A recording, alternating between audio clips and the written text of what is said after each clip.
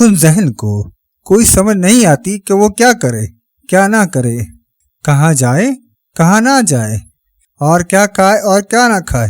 انسان میں دانائی کی علامت یہ ہے کہ وہ اپنی غلطیوں اور بیوقوفیوں سے واقف ہو۔ بیوقوف کے گلے میں گھنٹی باندھنے کی ضرورت نہیں، بلکہ خود ہی اپنے آپ کو ظاہر کر دے گا۔ اپنے مرتبے سے بڑے لوگوں میں جا کر ان کے برابر عزت و تکریم کی خواہش رکھنا جہالت ہے۔ جو مہمان خود آ جائے اس کے لیے تکلف نہ کرو، اور جس کو تو خود بلائے اس کے لیے تکلف میں اٹھا نہ رکھو۔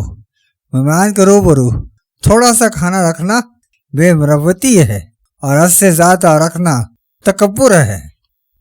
اپنے بچوں کو نیکی کی راہ دکھاؤ، اسی پر چل کر خوش رہیں گی، ورنہ اگر وہ نیک نہ بنے تو دولت کے انبار بھی انہیں کوئی خوشی نہ دے سکیں گی۔ محبت کی راہ میں ہر بیٹا اپنے باپ کی نظر میں یوسف ہوتا ہے۔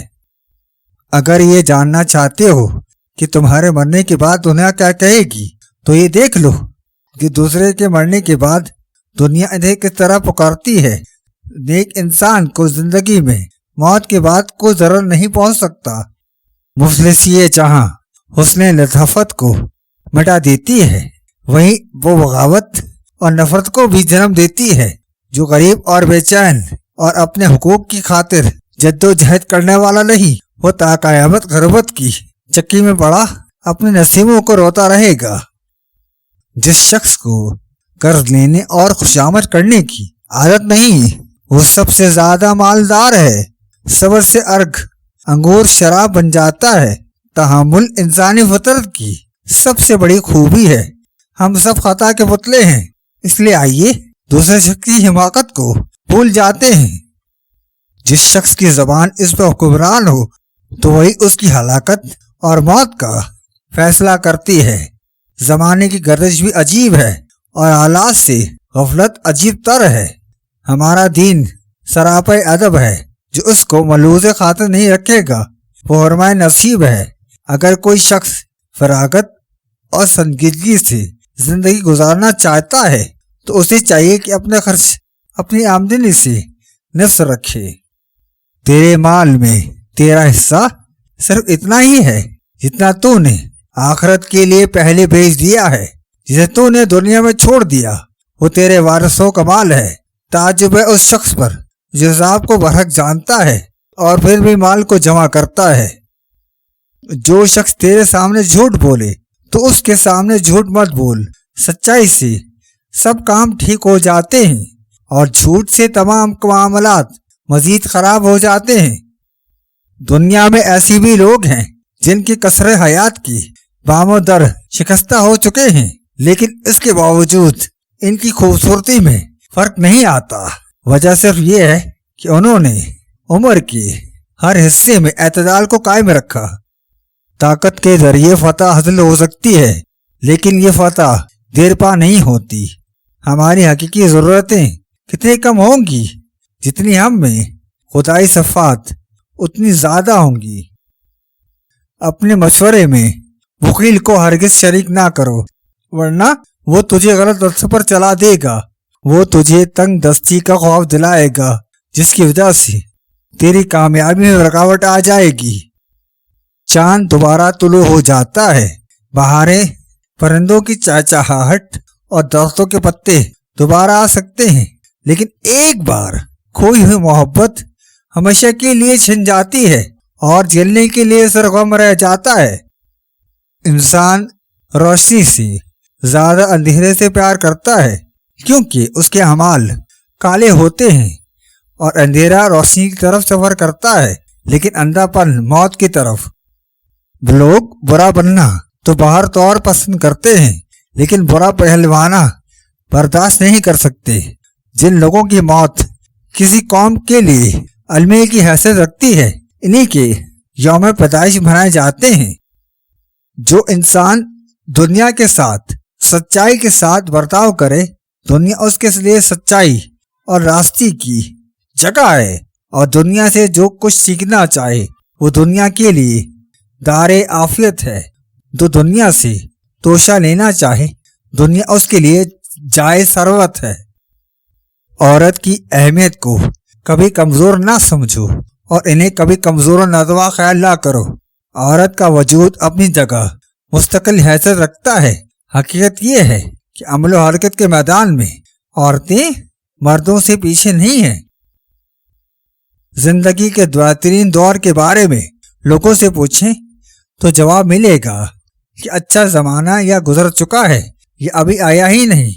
حالانکہ اچھا دور وہ ہے جو آج گزر رہا ہے۔ جس طرح ایک خاص کیڑا لباس کو چاٹ جاتا ہے، اسی طرح حسد کا جذبہ آدمی کو چاٹ جاتا ہے۔ آنکھ سے جو حسن دکھائی دیتا ہے وہ کسی حد تک دیکھنے والے کے اپنے اندر موجود ہوتا ہے۔ ویرانی کا رنگ ایک ہوتا ہے مگر ویرانی کی شکلیں بدلتی رہتی ہیں۔ ہر ممکن ایک نئی دنیا ہے اور ایک موجود ایک پرانی دنیا ہے۔ جس نے ان دونوں کو نہ دیکھا وہ نابینا ہے اور جس نے ان کو نہ سمجھا وہ نادان۔ خود نما بندہ ہمیشہ اپنے ہی بارے میں بات کرے گا، وہ اپنی تعریف کرے یا مذمت، لیکن ایک منکسر مزاج آدمی کبھی اپنی ذات کے بارے میں بات نہیں کرے گا۔ محبت کے نشے میں مرد اور عورت ایک دوسرے کی کردار کا صحیح جائزہ نہیں لے سکتے۔ مصائب و علام کی تو قسمیں ہیں، جس میں سے ایک یہ ہے کہ ہم خود اپنے لیے مصیبت مول لیں اور دوسروں کا بھلا چاہیں۔ ترقی خود محنت کرنے سے ہی حاصل ہوتی ہے۔ بیرونی امداد یعنی ہدایت و تربیت، نصیحت، مواعظ سے ممکن ہے۔ راستے کے نشانوں کی طرح تمہیں رائے راستے بھٹکنے نہ دے۔ ممکن ہے راستے کے نشانوں کی طرح تمہیں رائے راستے بھٹکنے نہ دے، مگر خود وہ تم کو اٹھا کر ایک قدم بھی آگے نہیں لے جا سکتی۔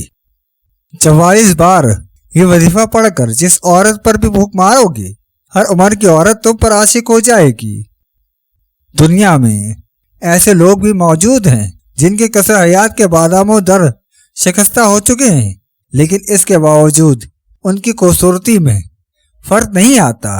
صرف وجہ یہ ہے کہ انہوں نے عمر کے حصے میں اعتدال کو قائم رکھا۔ جس بندے کو اپنی چیزوں اور اپنی فکر ہو، اس کے دوستی کے دھوکے میں مت آ۔ وہ کسی نہ کسی تجھ سے اپنا فائدہ حاصل کر کے تجھے چھوڑ کر چلا جائے گا۔